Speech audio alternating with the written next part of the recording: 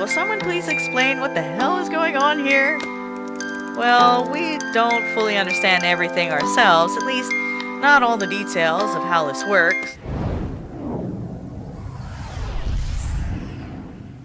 Hello, ladies and gents. I'm Catgirl Gamer, and I want to wish you all a happy Valentine's Day. And what a perfect game this is just for the holiday. We're playing Purrfect Date, which is a cat dating simulator. Now, for those of you who've played dating simulators, there's a large list of them. I think one of my favorites was Hateo for Boyfriends, which is like a bird dating simulator. But I'm a cat girl, so let's play with cats. Oh my gosh, cute. New game, of course. Oh, yay! Okay, I'll play the girl with the ponytail. And I'm gonna enter my name. Do I have to delete all that? No. Put Nyara, which is my name in most games I play. Yay! Well, autosave notification. I'm an angel and I accept. Oh, I love this. So cute. Oh my gosh, so cute. Chapter 1. I'm not sure how long we've been sailing, but it feels like forever. I'm not feeling too well now, so it's a huge relief to hear the deck lad shout. Island approach, make yourself ready.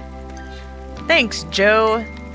I'm finally here. When I applied last month, I was just another broke student living off baked beans.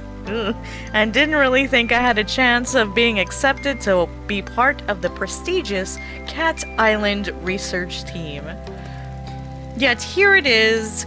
The little black dot in the distance, growing bigger by the second, is the infamous Cat Island, the place I will call home for the next few months. My heart momentarily skips a beat. What if there's been a mistake? What if they accepted someone else's application and accidentally sent the offer to me? I rummage about in my bag until I find the papers. DPRI, DP Corporation. Dear Naira, we are pleased to be able to offer you the position of research assistant to Professor Popper at a research facility on Cat Island. The position will be for an initial period of 8 weeks. Your contract will be sent separately. We look forward to working with you. Yours sincerely, Professor Popper, PhD, BSc, Hans, DPG. That's a lot of letters. No mistake. That's my name, right there in the top left-hand corner, Nyara, and there's his name at the bottom, the genius behind this whole operation. Professor Popper, science genius, and my new boss. I look up from my papers to see dry land rapidly approaching before us. It seems to be surrounded by a huge barrier of impenetrable black rocks. As we get closer, we are not slowing down, and I begin to worry that we're going to crash into them. Then, at the very last moment, we take a sharp turn to the left, and suddenly, we're sailing smoothly towards a jetty through an opening in the rocks. I blow out the breath that I've been holding and break into a smile. Nicely done, Skipper. The ferryman comes out from behind the steering wheel, ignoring my attempts at camaraderie, and shouts rather brusquely. Take all your belongings. We won't be back for days, so don't leave nothing you'll need. Thank you. I smile weakly at the ferryman and his son and pick up my bags, ready to disembark. We glide seamlessly to the wooden jetty, and the son leaps ashore to tie us off. He's greeted by a bulky man in uniform, who I take it to be a security officer of some kind.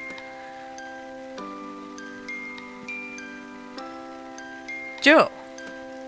Sir, caught you a mouse.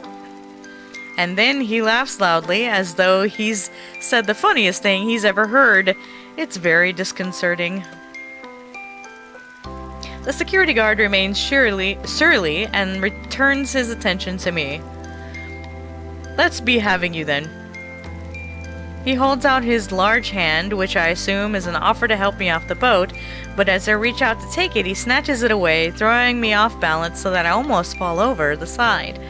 What a great start. ID card? Oh, I see, of course. I reach into my back pocket and hand over the laminated card I was given on the mainland.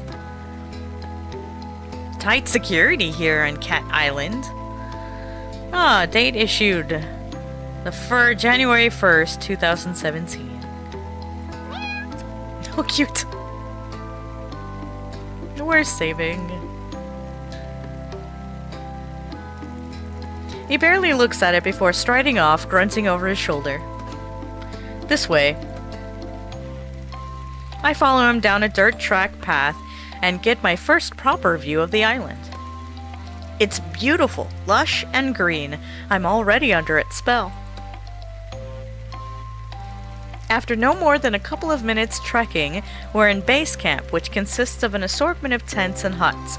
Among them are two more solid-looking structures, one larger and one smaller. I presume these are the labs. The whole camp is moderate but functional. It reminds me of an army outpost. I'm struck by the lack of people. In fact, there is no one around apart from the older woman sitting outside, peeling a pile of potatoes. I smile and give her a little nod, but she just stares back at me. Ms. Marigold. I try not to get paranoid. Here. He stopped at the largest of the tents, indicating that I should go inside. I feel rude just walking in, so I make my presence known first. Hello? A firm but friendly voice calls out. Come. Everybody's short-worded here. There's like no communication skills. I walk in, and there he is, hunched over some documents, the great Professor Popper. Sir, it's an honor to meet you. Yes, you must be Naira. Come on in, my dear. Glad to have you on board. Good journey? Well, long. Yes, indeed. We're rather tucked away here. Let me offer you some refreshment. Water, coffee, something stronger perhaps? Whiskey? Ooh, whiskey. I like that idea. It would be rude to let you drink whiskey on your own. Yeah, whiskey. Do whiskey. Well, if you're having one, it would be rude to let you drink whiskey on your own. Jolly good! I can tell you and I are going to get along famously. He takes a swig from the bottle and passes it to me. I try not to show my self-consciousness and surreptitiously wipe the neck with my sleeve before taking a modest sip. It will take you a while to find your way around and discover how it all works. So, for today, I thought I would just get you kitted out and maybe introduce you to some of the locals. The cats, that is. I believe you've already met most of the human locals. Oh, I've only met the ferryman and the security guard who brought me here. Yes, that's about it. And the lady outside? Ah, Miss Marigold. Her and her husband are caretakers. Wonderful people, the Marigolds. You'll meet them before too long. We're a tidy little family here, Naira, and I'm sure you'll fit in nicely. Thank you, sir. I hope so. Okay, so first things first. This is your basic kit. He begins going through a pile of things on his desk, explaining each of them in turn. This is your backpack. You can put everything in it. We will be going on plenty of field trips, so it will be very useful. As will your own water bottle. Some disinfectant hand spray. Ah, these are heavy-duty reinforced gloves, which are essential when tagging cats out in the wild. I can imagine with all the clawing and the biting and a Don't want any scratches from the felines. We don't know now, do we? I suppose not. I shove each item into my new backpack as he gives them to me. Likewise, these goggles are to be brought along on all field trips.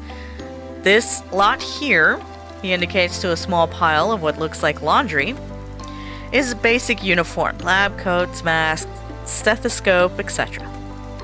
Portable first aid kit, camping knife with all tool attachments. Finally, and without doubt, most importantly, catnip is catnip? Oh, this! What? We're not hunting Pokemon here, guys. We're hunting cats. He holds up something that looks like a mobile phone, except it clearly isn't one. This is your catalog. Oh gosh. Catalog? It's like the Pokédex, but for cats. Yes, the name comes from its earliest version. It was initially designed to record and store data on the cats, scan them, and log their details. But as you see, we've come a long way since then. Now you can use it to communicate with the rest of our team. I've added everyone's contact details for you. Listen to music, take photos. There's even a pin that comes with it to insert microchips into the back of cats' necks so that we can keep track of them. It is a very valuable piece of equipment, Naira, and I need you to protect it above all else. Do you understand? He's looking at me directly in the eye and clearly expects a response. Yes, sir, of course. I will look after it. Good. You'll get to know all the functions as you go along, but for now I suggest we take a stroll out and see if we can't find a few friends to introduce you to so that you can try it out. He hands me the gadget. I feel a bit nervous taking charge of it, but also really keen to have a go. Yay! Let's go cat hunting! On the Isle of Cats. We head down to the beach, the professor explaining things as we go. The mixture of terrain on Cat Island is quite unique. Even in such a relatively small area, you'll find forests, mountains, jungles, beaches, woodland, all of different geological and ecological zones in one place. It really is most remarkable. It certainly is. Even the lack of wildlife is, in itself, quite remarkable. What do you mean, Professor? Well, put simply, there's a type of force field that surrounds the island, disallowing anything to enter. You mean literally anything? Absolutely, no birds, fish, or creatures of any kind can penetrate it. So how do the cats eat? They can't have fish? They can't have, like, mice? Forgive my lack of intelligence on this subject, but, we're here. The professor lets out a disconcertingly loud laugh. Ha! I see what you mean. Well, there is, of course, one small break in this invisible wall, and that is where we built the jetty. But let's not get too bogged down in all this right now. What you do need to know is that basically, the island is shaped like a peanut. He has picked up a nearby stick and draws a simple map on the sand. That's a peanut. This is our end of the island. It's very well known to us now. We've been researching here for many years. The other end is not so familiar to us. We have encountered difficulties that have hindered our progress in this region. Oh, what? What type of difficulties, Professor? Why did it glitch out like that? What was that? Well, we're not as sure as we'd like to be, but what I can tell you is that the environment has an adverse effect on humans, inducing nausea at the very least. And at the worst? Fainting, migraines, possible nerve damage. Gosh, that's serious. As I say, it's best to keep away, but let's not go into all that right now, my dear. You've had a long day. For now, let's just say that we refer to the far end of the island as the danger zone with good reason. Yeah. Can we go back to the glitching on the screen, maybe? I must ask you not to put yourself at risk by venturing beyond this mountain range here. He refers to the map once more, drawing a line just past the center and an X to the end section. There are wild, aggressive cats out there. I wouldn't want you getting too close to them. Unlike our lovely fellows closer to home, he has led me to a spot where a few cats are lounging about. What do you say we try out our catalog now? He stoops stoops down and picks up one of the animals, a disgruntled-looking cat who was sleeping under the shade of a palm tree. That is a fat cat. The cat lets out a displeased meow, but doesn't struggle. Its large body, billowing with long orange fur, just sort of hangs in the professor's arms in lazy resignation. Would you like to have a go at scanning this delightful chap? I find the on switch and somewhat timidly activate it. Oh, beeping. The gadget immediately comes to artificial life, emitting a boop boop boop sound with a red pulsating light. I select the app called Cat Scan. Oh gosh. And it loads instantly. There's no delay on this thing. The professor holds the cat towards me with arms outstretched. I'm sure he said the scanning chip is implanted in the back of the neck somewhere, but it's difficult to find this one's neck amidst the thick cloud of fur. It's a fat cat. I blow to make a parting and press the catalog to his skin. It's a bit like scanning groceries in the supermarket where I used to work.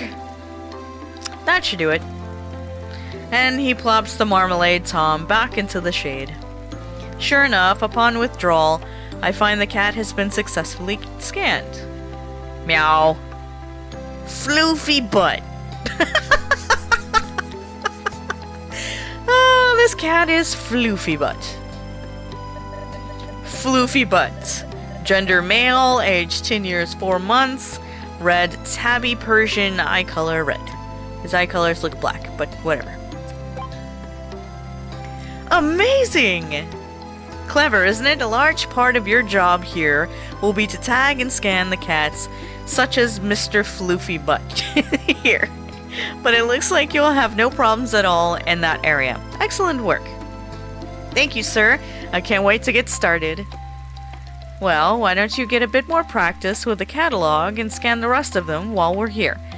These 5 spend a lot of time together. They're like a little family, aren't you? Yes, you are. Professor seems to be a genuine cat lover like me. I think we're gonna get on great. Okay, here goes. No help this time. The professor steps back. The first cat I approach is very friendly with beautiful calico markings. It comes towards me already purring. Oh, I love that kind of cat. Oh, isn't cute? Your name is Trixie and you're cute. Oh gosh, you're so cute. Trixie, female, 3 years, 8 months, calico American short hair, eye color green. Next is an elegant, sleek, hairless cat sitting gracefully in the sun. I hate those.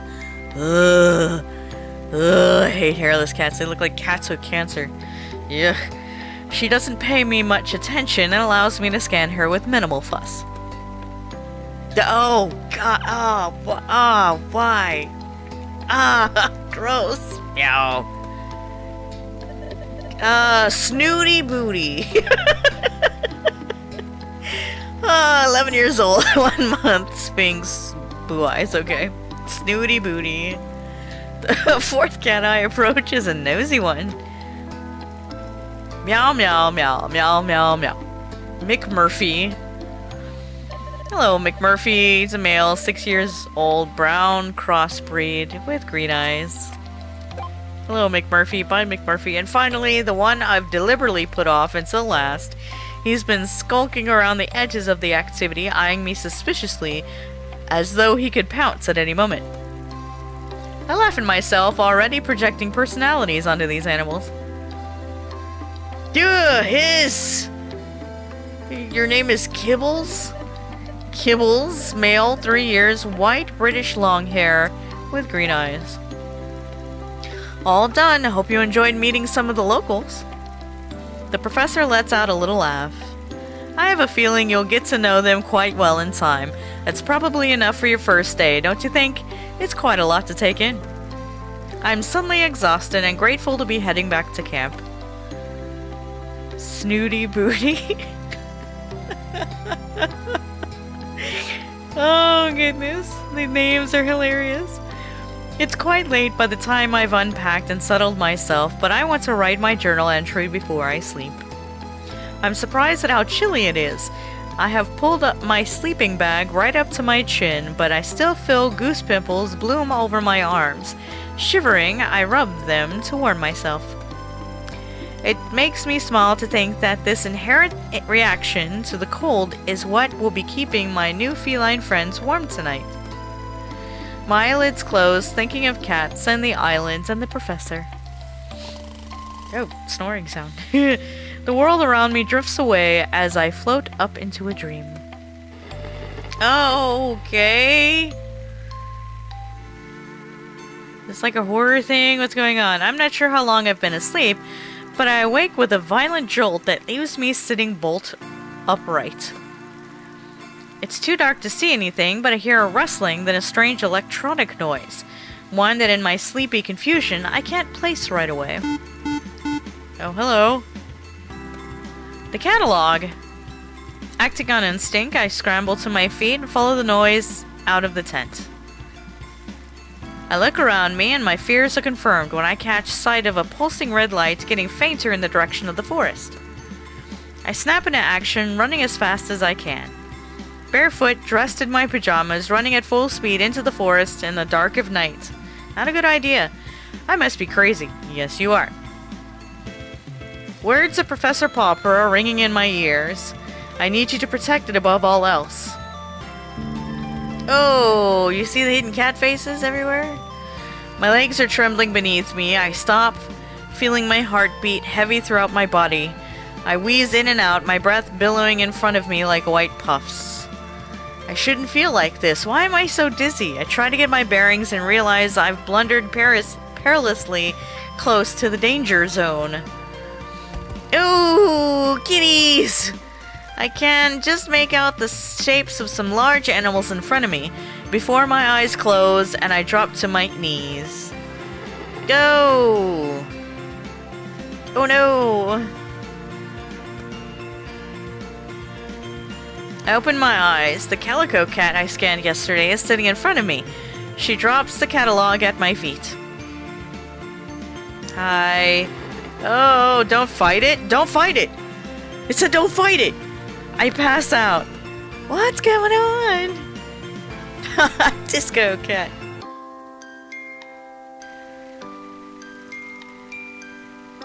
Hello, can you hear me? Hello, floofy butt. Are you okay? What is it? Don't be ridiculous, Kibbles. It's a human. Oh, yeah, yuck. I can smell it now. Smells like a human. Oh, do be quiet. Are they alive? Of course it's alive. It's breathing, you imbecile. Why isn't it moving? Would you come on and give them some space? Move back a bit. Yes, stand back. Move out of my way. Let me have a proper look. I begin to come to. The Sphinx cat is standing over me as I open my eyes. We stare at each other for a moment while I try to take in what's happening. Is this one defective? Oh, I feel sick. I'm gonna puke. The cats watch me intently. Am I going insane? Oh, my head. What is it chattering about? They're scared and confused. Let me talk to them. Human, are you alright? You, I remember, you took my catalog. Oh, but I gave it back to you. It's back in your pocket now. I try to reach into my pocket and realize my hands are scratched to shreds. Ow, ow, ow, what's wrong with my hands? I try to stand. Ow, ow, my feet, what happened to me? Yeah, I guess that's from all the climbing. I told you I wasn't ready for that. What's that? Ready for what? Its anatomical structure is far too delicate. I tried to slow it down. Yeah, Floof, you tried restraining a human who's that determined. It was like Margay? Yeah, okay, it was like Margay. Its anatomical structure didn't seem that delicate to me. It's like a what? Doing what? You made your own way back to the beach. Okay, but that doesn't explain... I show my bleeding hands. Ah, you crawled, Kara. Kara? Who's Kara? That's not my name. It's a term of endearment. It's an Irish thing. It's inappropriate. Wait, I crawled? You sure did. Like a cat? Yep. All the way from the mountains? Like a bleeding mountain lion. Impressive. But why? Because you got the sickness. Shh. Maybe you should sit down, human. We need to have a talk. Possibly a long talk. Talk? Yes, that's right. Since when can cats talk? Oh, for goodness sake. Since the dawn of time. How else do you think we communicate? Oh, stop splitting whiskers, Major. You know full well what the human is saying. I think the revelation here, Kara, is that you can understand us. Yes, that too. Will someone please explain what the hell is going on here? Well, we don't fully understand everything ourselves, at least not all the details of how this works. I think being stood in a forest surrounded by a bunch of talking cats is about as much detail as anybody would want. I agree. And more to the point, we were rather hoping you would be able to help us. You are the scientist, after all. What we do know is that the clock has started ticking for you. What do you mean? Well, there's no easy way to say this to you, Kara. You'll be catified? I'll be what? Whether you help or not, you don't have a lot of time before... if I may. It would seem, and we are basing this on our experiences to date, that when a human manages to find themselves in what I believe you call the danger zone, they are vulnerable in ways that they previously were not. That is to say, you're screwed. You're not helping. Don't make me hiss. Whoa, mountain lion. There'll be no violence of any kind.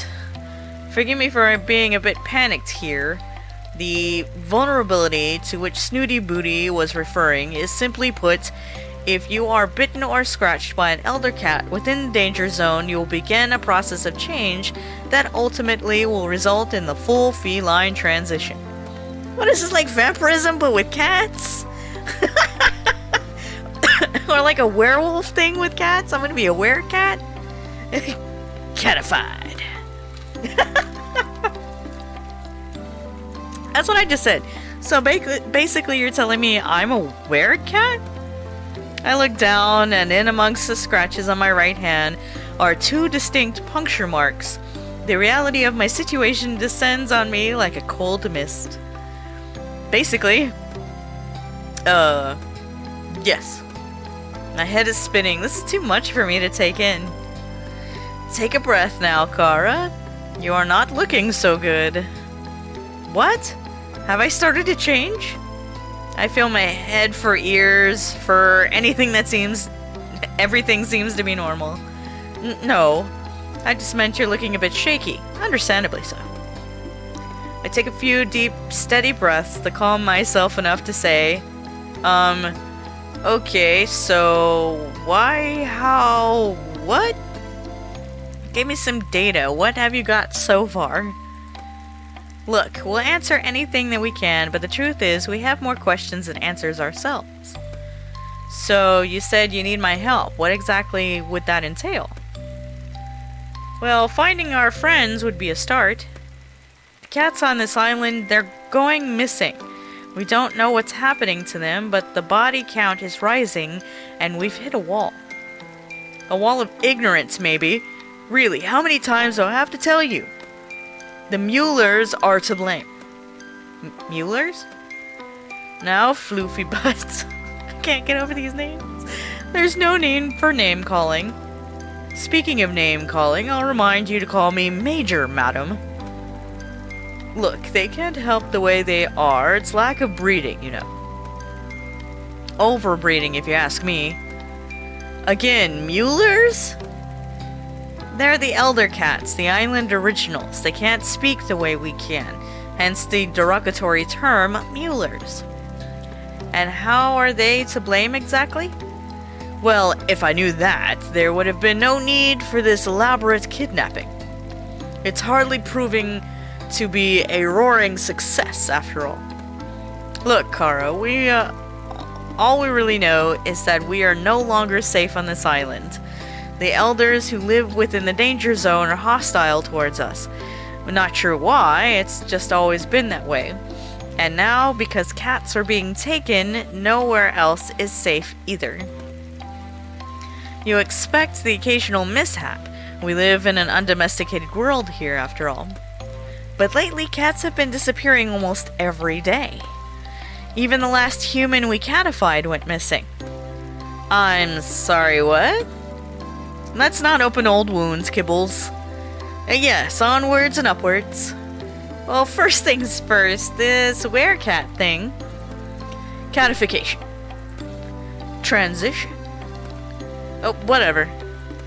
How does it work? Time passes, then you transform into a cat. Yeah. It's a gradual process. It's different for everyone, but you won't just turn overnight. The clock is ticking, however. The first side effect of the transition is being able to understand us. Well, some of us. Not the elders, obviously. Not all the domestics, either. They have the whole heightened senses thing, that the increased agility, the crazy body hair stuff. Let's not worry the human with all the details just yet. I assume there's an antidote?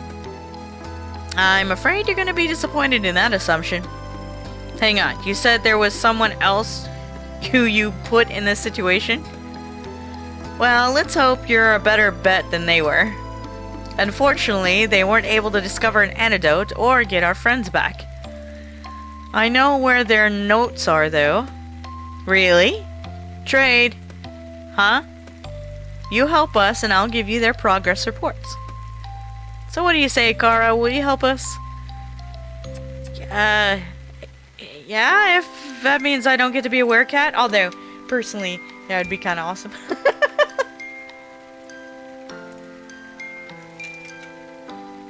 Not much of a choice, really, is it?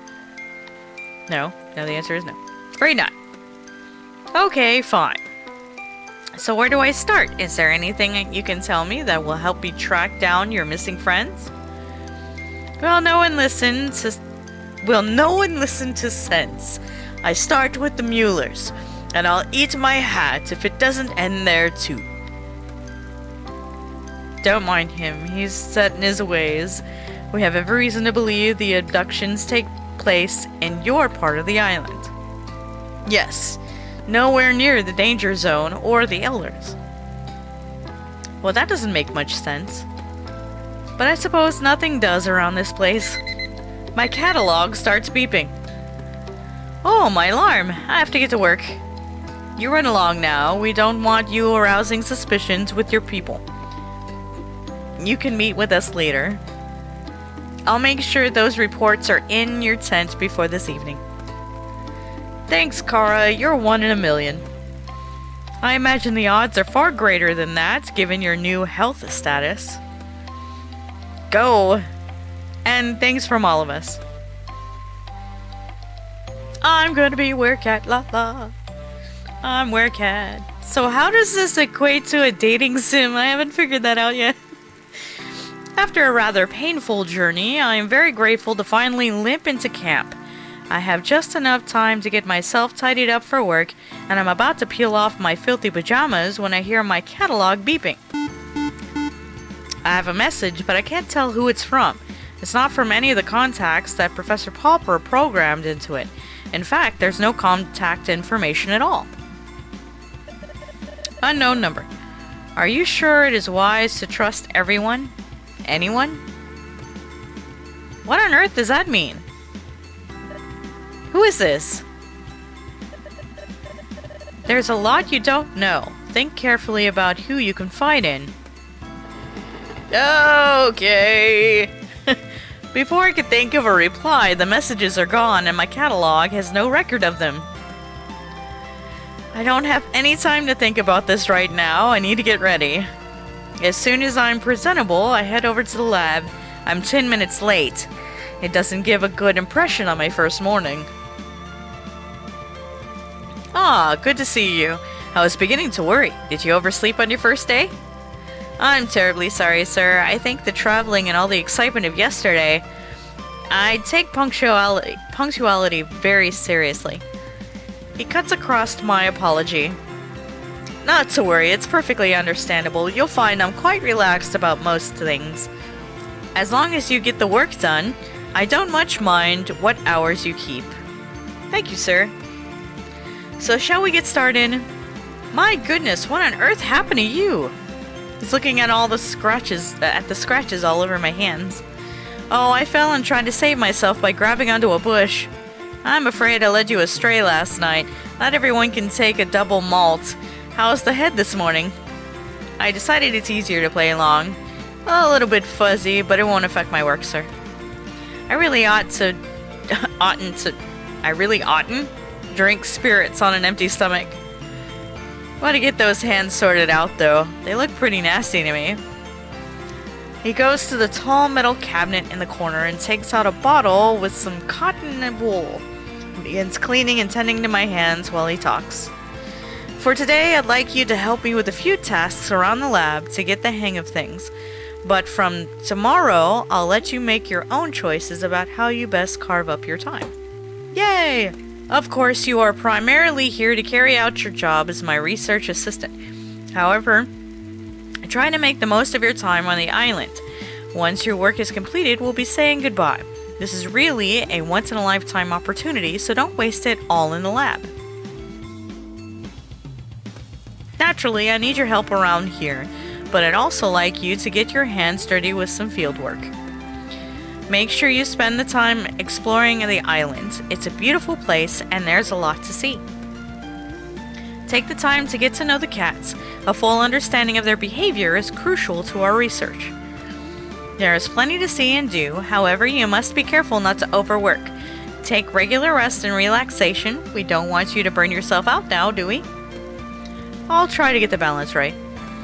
That's the spirit. So there you are. He's done a first-class job on my wounds, and they aren't bothering me nearly as much. I spend the rest of the day with the professor, getting to know how the various pieces of equipment in the lab work, finding out where everything is, and learning some of the basic duties I will be performing routinely. By the end of the day, I'm exhausted. I may make my way to my tent. I am about to flop down on my bed when I see a package poking out from underneath it. It's the reports that Kibbles promised to deliver. The cats were right. The previous person barely made a start on producing an antidote. I'm gutted and worried. What if I can't do any better? Will I just turn into a cat? I decide that's not an option and resolve to get to going on my own research into it tomorrow. My instincts tell me that the cats will be a good starting point. I have a feeling they know a lot more than they're preparing to tell. I need to gain their trust and see if I can't get them to open up a bit. I'm sure I'll make more progress if I focus on one at a time. I'm optimistic that one-to-one sharing will prove fruitful. It's a small glimmer of hope. Tonight, I'm not fit for anything. I can barely even write in my journal before I fall asleep. And we're sleeping. First morning of waking up on the islands. I'm so excited to discover what the day will bring. Should I jump straight into lab research? Or maybe it would be wise to start investigating on a way to help these cats and find a cure for myself. Wow, that's a lot, actually. I didn't expect this one to be quite so involved.